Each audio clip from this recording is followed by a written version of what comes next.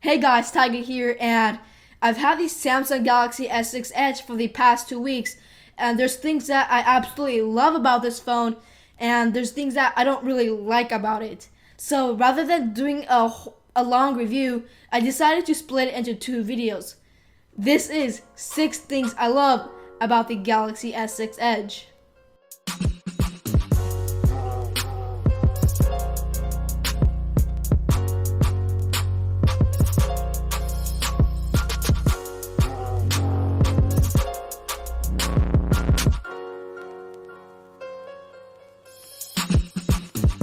The first one is pretty obvious. It's their new design and build quality.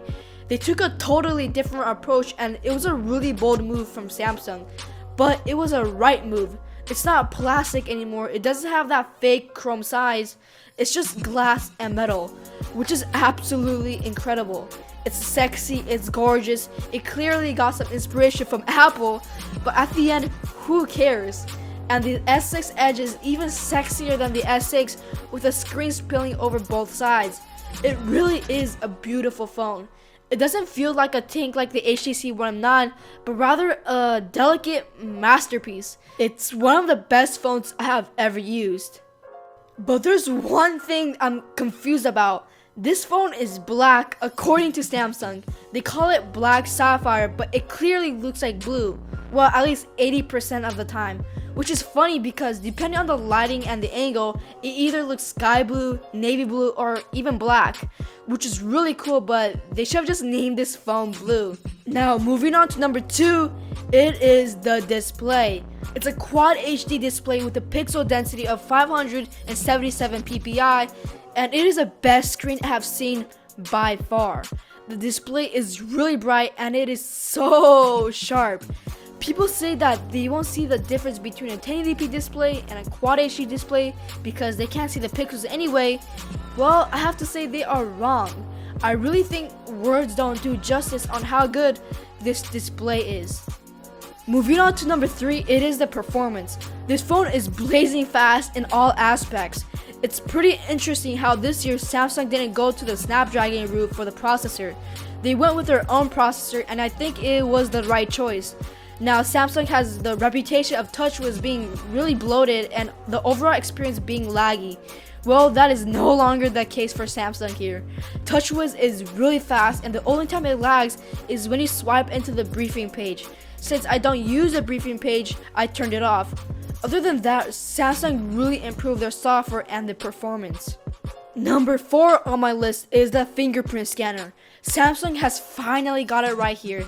It's no longer a swipe, and it's simply placing your finger on the home button, like Touch ID. Speaking of Touch ID, Samsung got a lot of inspiration from Apple, even the part when registering your finger. But I guess I can let that slide too. Anyways, the fingerprint scanner improved drastically compared to the S5 and the Note 4. It scans almost instantaneously, and it's really accurate and secure as well. I was able to register my toe too, just in case of an emergency when I don't have any fingers left. Moving on to number 5, the fast charging on this is amazing.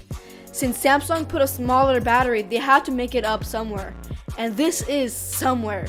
The fast charging is certainly convenient when you're in a hurry, and you get like 60% of battery in only 30 minutes. It seems absurd, but it's true. The fast charging on this phone is amazing, and I love it. Now, the last feature I loved was the camera. It is yet again amazing. The Galaxy S6 is rocking a 60 megapixel camera, aperture of f1.9, it can shoot in 4K, and it has optical image stabilization. Wow, that is pretty darn good. And as a result, this camera is the best camera on a smartphone that I have ever used. Period. The camera is really fast, and opening up the camera only requires to press the home button twice.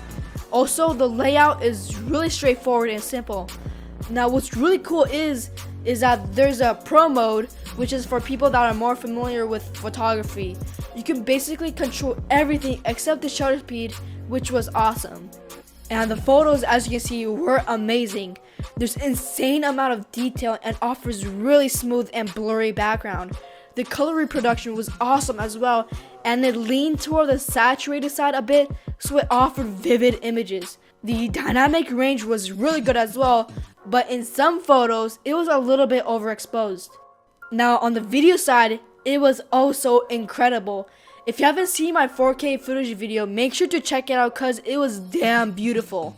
But recording in 4K has some compromises, and the biggest compromise is losing live HDR. And the result of that is that some videos came out looking weird and dark compared to 1080p footage which used live HDR. And as you can see, it's quite a big difference when shooting in places that requires high dynamic range. Other than that, the video side was the best I've seen also. Now moving on from the camera, I actually have a bonus feature that I loved about the S6 Edge, and it really caught me off guard. It's the earphones that was included with the S6. It's super good for what it's worth. The sound quality is excellent. It offers really balanced sound with decent bass that doesn't overpower the mids. It sounds really clear and crisp also.